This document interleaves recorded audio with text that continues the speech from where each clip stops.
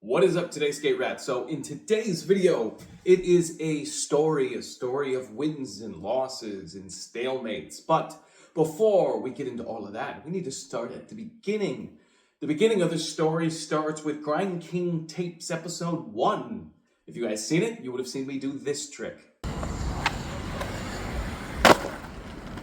Now, to put it in perspective, these mantles I've been doing, I understand how all of them work because I've been doing them on flat ground for years, but I've never done them over stuff. So that video was the first time I ever did a street plant mantle frontside flip, and it worked out. And I like the trick. I like how the trick looks. I like how the trick feels, but I didn't like it on that spot. I thought it didn't look as impressive as it could have. I thought it could look better.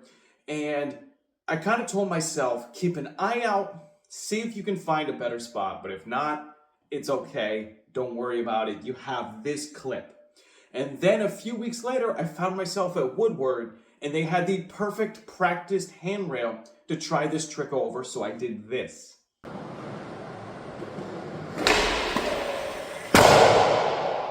We're starting off with 2 wins, but that lit a fire under me. Landing it over the handrail told me that I needed to find a better street spot. And I needed to go out and hunt and search and look for a handrail to go over. And I got really hyped over this, but I couldn't really think of any spots. I didn't know of any spots until I saw this post. When I saw this post, I noticed in the background that there was a front side handrail, or I guess a backside, but I'm going front 180 over it, And I saw that handrail and I was like, oh, that could be the spot. So me and my friend, we went out, we checked it out, and it was tall because it is a railing on top of a railing. So there is like a safety rail and then what you would actually put your hand on.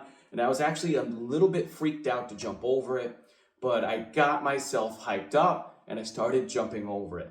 Now, to put it in perspective, this was a 6-foot drop, a little over 6 feet. It was quite a bit above my head, and that's about a 12-stair drop. And I tried it about 20 times, and on the 21st roll-up, what kept happening is, we don't think about this much, but your leg is almost always constantly holding you up, like your muscles are always tensed just a little bit, even though it feels like it's relaxed.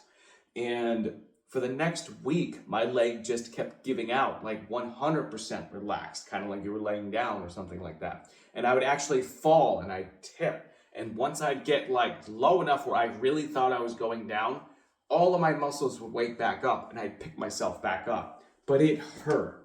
So I only got about 20 tries down it and it just wasn't the spot. So here's the loss.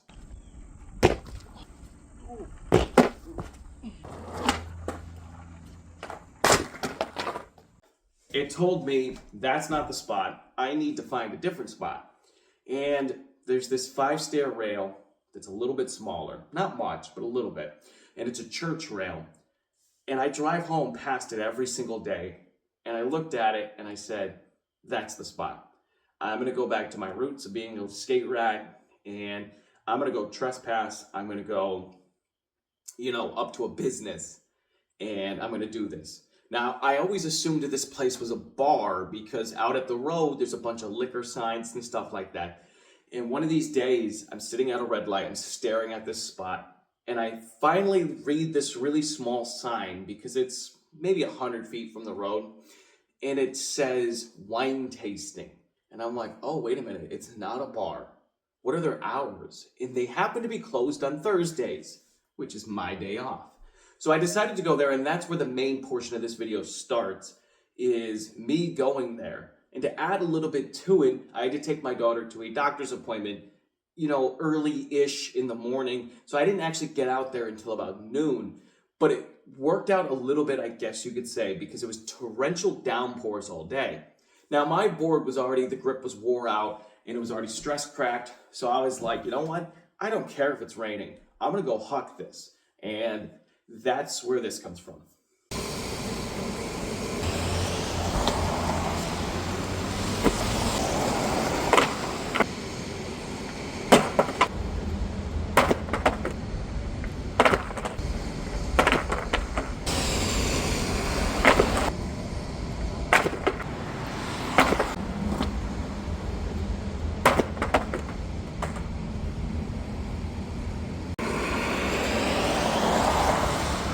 truth, I got about 12 minutes total to try to go over this rail, which sucks because the last attempt was the first attempt where it was like straight up underneath me and it just kind of caught a bad bounce. And I was hyped, I was fired up because I knew, I'm not gonna say it was next try, but I knew within 20 tries I would stick it, and within 30 tries I'd probably roll away, hopefully clean. But someone walked up in a uniform from, it's like a strip mall, from one of the other businesses, peeked their head around the corner on the phone, and I heard something about, I don't know what he's doing here, and then walked off. So I knew that I was going to be kicked out pretty quickly, and knowing that at that time it had only been like 10 minutes. So about another 2 minutes went by, and a truck comes ripping through the parking lot. But honestly, it pulls to the back of the lot there. So I didn't really think it had anything to do with this wine tasting. And a guy came up to me, he was a little mean and a little nice. I'm the one trespassing and being on the property, but he kind of just came up and was like, hey man, we're closed. You're also not supposed to be up on the balcony. We have that closed off permanently for right now, and you're trespassing. You know, I don't want to call the cops, but do you mind putting the stuff back and do you mind taking off? And I was like, absolutely, man. My bad. I didn't think I was hurting anyone. I'll leave. And I got in my car and I realized that my left leg was already burning. And I knew minimum for a few days my left leg would be trashed. And I kind of had to make a decision. Do I just let my left leg be trashed for nothing? Or do I go to a different spot and huck a little bit more? And that's when a spot popped into my head. And when I get tired, maybe it's because I do so much YouTube and I talk to a camera, but when I get tired, you'll see me physically arguing with myself. So I'm already tired, I'm mentally exhausted, I'm physically exhausted from running up those stairs however many times I did it, and jumping down them however many times I did it. But I'm arguing with myself about a spot that was a mile away.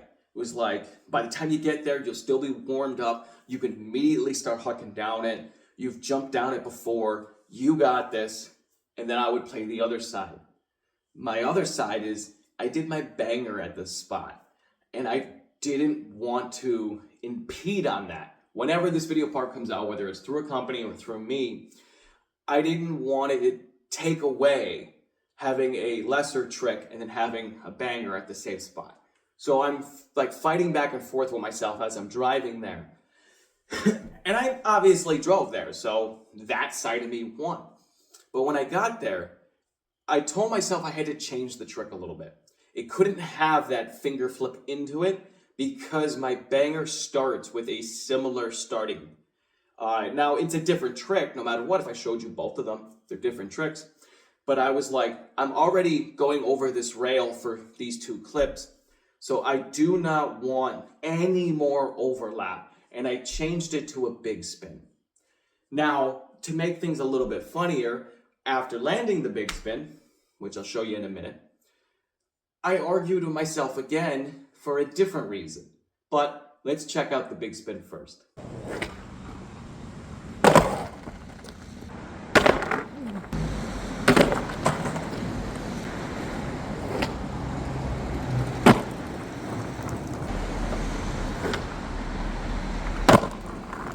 The reason I argued with myself is because I did a similar-ish trick again, something that had another level of overlapping. Once again, different trick, but that same level of overlapping. And I kind of said to myself, is there anything else you could do at this spot? Anything else that you would like to put into a video part? It wouldn't impede on the banger, and it wouldn't impede on this other clip at a different spot.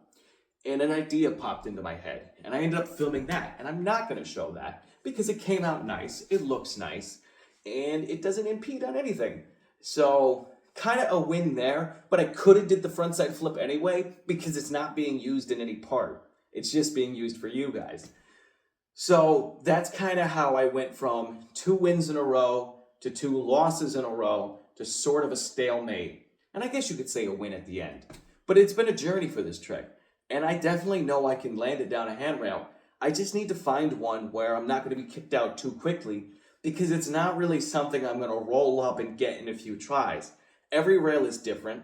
Every rail, you kind of have to figure out what angle to go over it, every roll up, every roll away. So there's always going to be things that just simply change.